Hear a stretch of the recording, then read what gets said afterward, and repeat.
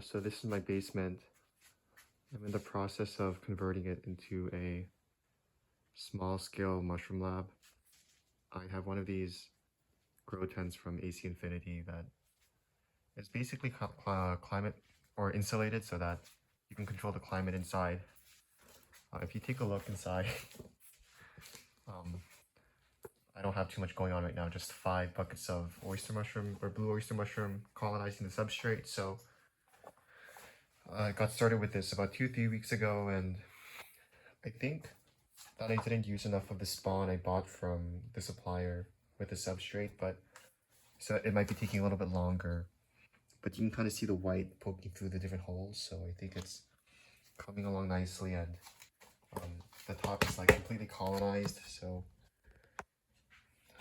I expect the mushrooms to start pinning or coming out of the holes, that is, in maybe about a week or so. You can see that I have all of the typical things needed in the grow tent.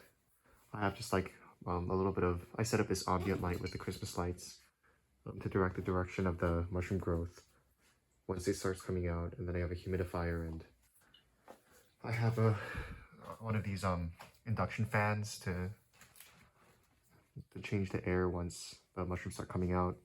I still haven't turned this on because there's like this whole system that I need to figure out how to do to time the fan at certain intervals. But I'm gonna set that up soon, and then I have to put a filter on it to make sure the spores don't escape once that happens. But that's pretty basic for now. That's all that's here. So I'm gonna close this. So this is a 8x8 by 7 foot grow tent, and I can fit about maybe 2 or 3 of these in my basement. So I'm gonna have one of them over here later on for colonizing the substrates, and that's gonna be the fruiting room. And then in the back of my basement, I'm gonna have a little section for my lab where I'm gonna do the cloning and whatnot. So I'll probably put another grow tent here, either for colonizing or for the fruiting, and then I'll clean this area up and turn it into a lab. Yeah, but that's basically it.